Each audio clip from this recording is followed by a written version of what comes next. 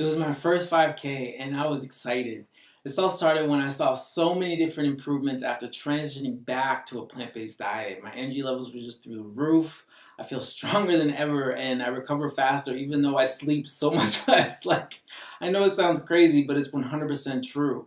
But I decided to run the track at Coolidge just to see where I was at. And long story short, I miscalculated at first, but then I found out that I ended up running too much that I needed to, and ended up running the 5K really in about 25 minutes. So after running with Sue the next weekend, she asked me if I wanted to run a race with her, so I gladly accepted. So that morning, back to the race day, like that morning, it really kind of included like dumb things, right? Like finding the right pair of shoes to wear and like what matching workout clothes I wanted to wear because yeah, that's me, right? Like I have more shoes and workout clothes than I like to admit. But wait, didn't I just admit that? Anyway, so of course, I can't forget to post to Facebook like race day, right? Like just basically letting the world know like what I was up to. So I was getting ready, thinking about how I just wanted to beat like that 30-minute time that Sue and I had run the weekend before when she brought me to check the course out. So I was familiar with it, right? But then I had this weird thought like, what if I run first place? And I was like, yeah, right. We're like, who am I to just go out there and run their first 5K and win the whole thing? But then I rationalized with myself and said, like, but races aren't run to come in second place. Like, they're ran to come in first place. And I was like really reminded of Talladega Nights, one of my favorite movies. Like one of the comedic actors, Will Ferrell. He says like, if you're not first, you're last, baby. Like in this obviously like impersonated hillbilly voice. Like it's just hilarious to me. And so that was the mindset I took on from that moment, right? Like, so when Sue finally came and picked me up for the race, like, yes, I was getting a little bit impatient. But I got into the car and I thought about telling her my thoughts, like, hey, I want to win first place. But I chose to keep it to myself. Sue's an amazing woman. But I just didn't want to take any chance to say anything to anyone, so to like mess up my confidence. So as we were driving, we're just like chit-chatting, and she started to tell me about like how all these different people run this race. Like people from, all walks of life, from, the armed forces to track teams to experienced athletes like herself. She runs these things all the time, triathlons, all types of stuff. And then to somebody like me, like who's never done one of these things before, like there's even kids running in it, right? But hearing how all these people who just like way, way more experienced than me, like quickly diminished my dreams of winning this thing, right? But like I stayed true, right? Like I wanted to stay confident. So, we walked in and we did the whole registration thing and we got like this free t-shirt. It was for a good cause, which is, Miles for Miles. It's an event basically dedicated to Miles John McCarran, a Lunenburg Mass student athlete who lost his life in 2002 while a passenger in a speeding vehicle. When I finally got my number, 77, I quickly remembered that was my old football number, right? Like from high school, and it was pretty ironic to me, right? So, but anyways, all of a sudden it was race time, right? And I made my way over to the starting line and quickly noticed like all the track runners were lining up like one after another. So I got right in line with them. As if I was part of the team or something, right? So because I just had it in my mind, like if I wanted to actually compete in this thing, like I needed to run with the people who do this, like who live and breathe running. So the official lets us know, like, that there would be an announcement, okay? Like the ready and the get set, and that the race would start when the air horn goes off. So he then proceeded to say, ready. And I watched as the runners all started to get crouched, like in this athletic stance in front of me. And so I got back into that all familiar stance myself. And suddenly just felt a rush of nostalgia just like come over me and brought me back to my days of when I was playing sports. And right before the game actually began, and like something happened that I haven't felt in years, like everything just like slowed down, right? And got quiet, and like I heard the horn go off. So I knew that there was gonna probably be like, a rush of people as everyone started running. So I was prepared for it. Some of the other track runners, were next to me and like nudging to get past me or whatever, to be with their teammates. Like, I'm just like, no problem. I'm doing my thing, As I said, like, I let them go by, right? so as we all came out of the parking lot of the school, like it was finally beginning, like, and at this stage, my only concern was just to stay with the track runners, so I kept their pace, right? And there was already a good 30 of people ahead of us. Those were the strong ones.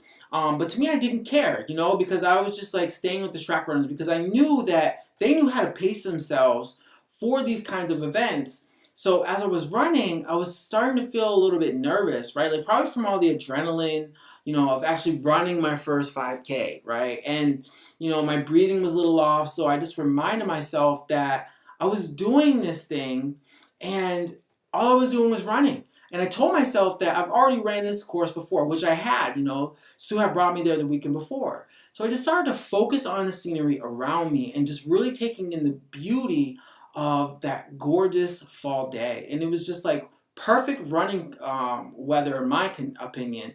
So I remembered that I started my timer right after I started running. So I looked down at my watch and it says like 4 minutes and 32 seconds. I'm like, oh crap, like, am I running too fast to be able to like finish strong? And I knew where the halfway mark was, right? I knew that it was a big red house on the right side of the road right before a left turn.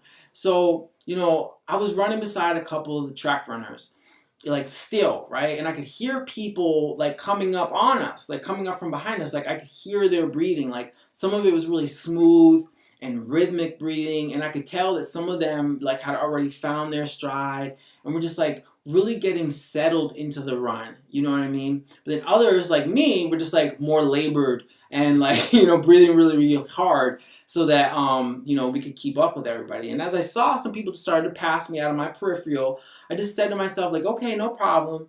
And as they were passing me, I was just yelling to them, like, good job, like, keep it going, right? Because I was just instantly pulled into the camaraderie that comes amongst runners, right? And I loved it. And, all of a sudden, I just saw a father that was running with his little girl. And she was small. They both had, like, dark hair, long dark hair. But she was so small. She was probably around 7 or 8 years old. But they were freaking running. And she freaking passed me. Like, I was amazed by her strength, like, as they ran further ahead of us. But it was okay because I was still with the track runners that I started with. So this was a bit of a hilly race. As I was coming down the first and somewhat steepest hill of the course, I was finding it a bit difficult to kind of like find the pace from the pull of gravity and, also trying to be mindful of my foot placement, and the impact that it was having on my body. Like I didn't want to fall or anything like that. I just wanted to finish this thing with like a good time. So, as we come around the corner, I see like the next hill that we're coming up and we had to run up and like, oh my God, like this thing was not nice. And I could see one of the track runners that was way ahead of all of us, like the guy in first place. And I thought like, wow, like this person is freaking amazing. Like I also noticed there was some other person like walking on the side. And the two that were running in front of me, the track runners, like they kept looking at each other, back and forth. And I could see that they were concerned for like their teammate. And as we came up on them, I saw that it was one of the track runners that, was with us at the start and had pushed past most of us and like pulled ahead of us with the stronger, more experienced group. So his teammates were like, let's go such and such. I can't remember the name that they called him. It was two guys and one girl that I was running with, but the kid didn't start running with us, and in my mind, I just thought to myself, like, never accept defeat. And by this time, my legs were already on fire, right? like I knew that, we had a little bit left to go to the top of it, but like suddenly, the track runner started to pull ahead of me, right? And I was like, no. So I caught up with them, and as we mounted the hill, I saw a water station and watched as one of the track runners, like in front of me, grab one of the waters off the table as if he'd done it like 1,000 times. Even though this kid's probably like 16 years old, but still, he's probably done it 1,000 times. But I did the same thing, and I did it just as smoothly as he did. And I took in what I could between like deep breaths and threw the rest of it into a trash barrel that was probably about 20 feet after the water station. But the fact that I was able to do this like as smoothly as the other runners did, it made me feel so much more confident in myself. Like I usually have such terrible coordination and joke about it like all the time with my clients, like literally saying to them like, hey, if I can do this, you can do this. Trust me, girlfriend.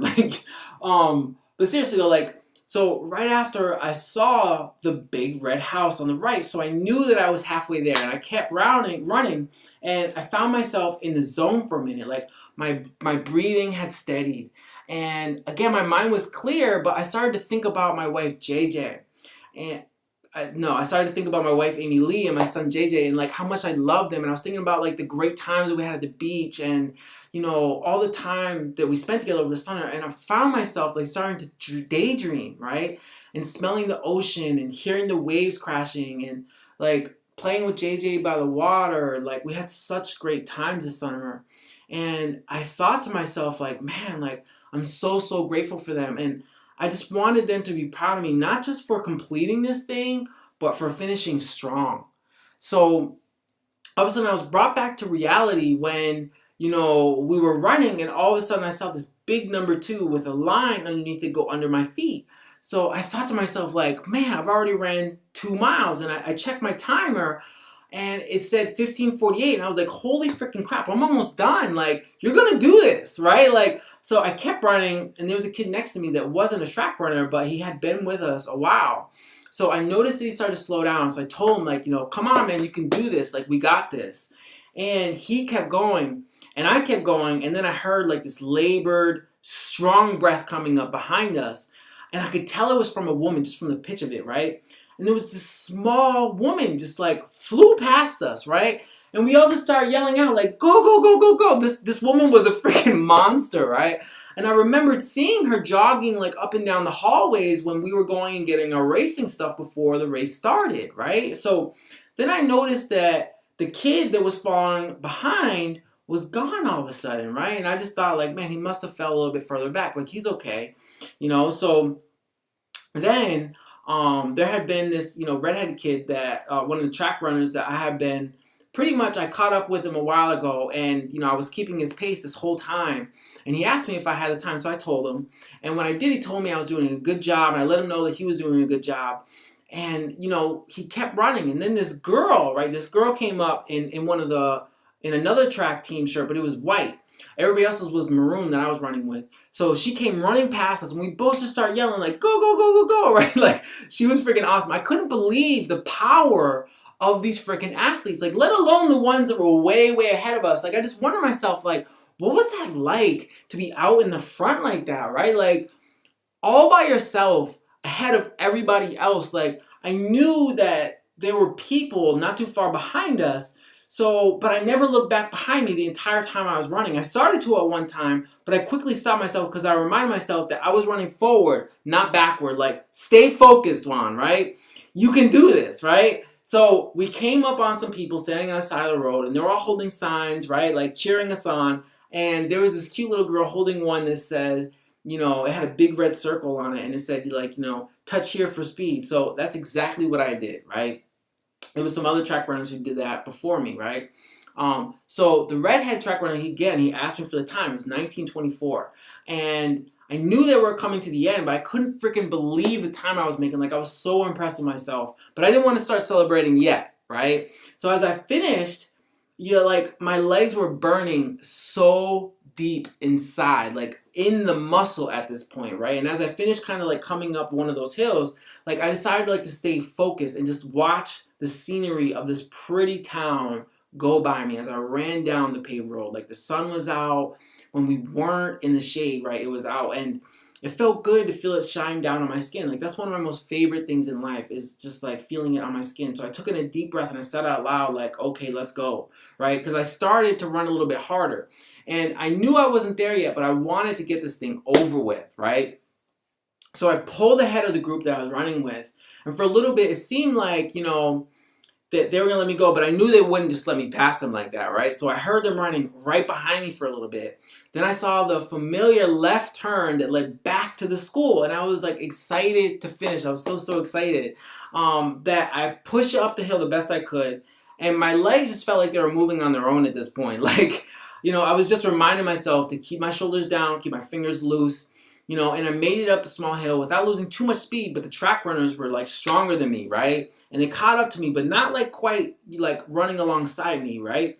So I kept going, and I could hear them breathing literally right behind me, so I pushed harder. I told myself I will not let them pass me. I literally said out loud, I must not let them pass me, right? So as I made it into the school parking lot, I felt a bit of relief because I knew I was going to be done soon, but just not sure when. Like I didn't know where it was that I was actually going to like be finished. So I just kept pushing it and pushing it hard, right? And I felt like I was running out of steam, right? Like I felt like I couldn't keep up this pace for much longer. And the feeling in my legs was like nothing I've ever felt before. There was like fire in my quads. It was crazy. Like I could see the finish line, but I wasn't sure where I had to actually stop. So I could hear them breathing right behind me, and I'm literally thinking like these kids are freaking strong. So I said to myself, I was just like, I got closer to the finish line. I'm saying to myself, like, push harder, push harder. I had everything. I pushed everything that I had left in me. And when I finally crossed it, like I kept going. And the woman there had to stop me and like not let me go past anybody else because I thought the people ahead of me like stopped too soon, so I ran past them, right? So, but I was just like, I did it, right? Like I finished the race and I stopped my watch as soon as I remembered. I was like, oh crap. And it was 23:15. I was like, holy freaking macaroni, right? Like I couldn't believe I did this. So I needed to find some water because my mouth was just like dry as ever. So I got the water and I just kept on walking, like not by choice, but because my legs just felt like they were still running, right? So I walked it off over about like 4 cups of water. And I noticed that Amy Lee and some of my other family members, like, they were over there by the finish line. So, I was looking for them when I was coming in, but I couldn't see them. I was moving too fast and I was just like wicked tired, really like too tired to focus on anything else other than just like finishing the race. And as I was walking, I saw a redhead kid, and he was one of the track runners. And I thanked him for pushing me. I literally said, like, you guys are freaking awesome. Like, thank you so much for running with me. And he told me, like, that wasn't me. Like, that must have been Gareth.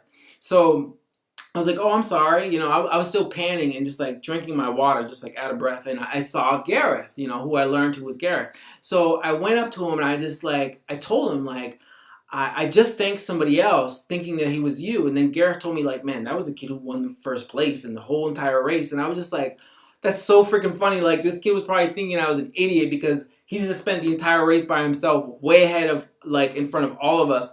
And Garrett was just like, hey, what was your time? I told him, I was just like, my watch said 23:15. What was yours? He said, I don't know, but you beat me.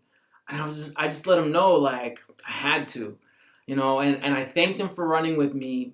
And I told him he did an incredible job. And he said the same to me. And asked me, like, how many times have I run these before? And I told him, like, this is my first one. And his eyes just went wide. And he said, wow, like, what was your time again? And I told him, and he was like, wow, that's pretty good. Why did you run this? And I told him, because I hate running. And he looked at me with this strange look on his face that I knew was a little like, I knew what I said was a little bit like too far beyond his intellect. He was a teenager, even though he was like wicked taller than me. But I said to him, I was just like, the only way that we can ever become something great is if we get outside our comfort zones and do the things we don't want or like to do. And this was one of those things for me. And as I said that to him, I could tell that he was just like blown away and just like completely awestruck by what I just said. And then he was just like, man, that's so true. Great job. He was just like, what was your name again? And I just said it so proud. I was just like, I'm Juan Jose, So my official time was 22:58. I finished 43rd overall and 5th place in my age group. And I owe a huge, huge thank you to my wife and my son for keeping me going through that race, for all the track runners that pushed me when I needed it, and of course my grandmother Sue. She modestly posed for a picture because she ended up winning 1st place in her age group. And I truly believe that the only reason why I was able to get out there and compete on the level that I did was because of being on a plant-based diet. Like, not because of my workout routine, not because of anything else, right? And it was an amazing experience. I'm proud to be plant strong, and it's literally changed my life. That entire experience, my first 5K, running with the people that I did, it was so amazing for me. It was literally like an aha moment for me to know that I can do anything that I put my mind to. And I just want to share that with you guys today. Thanks for watching. Bye.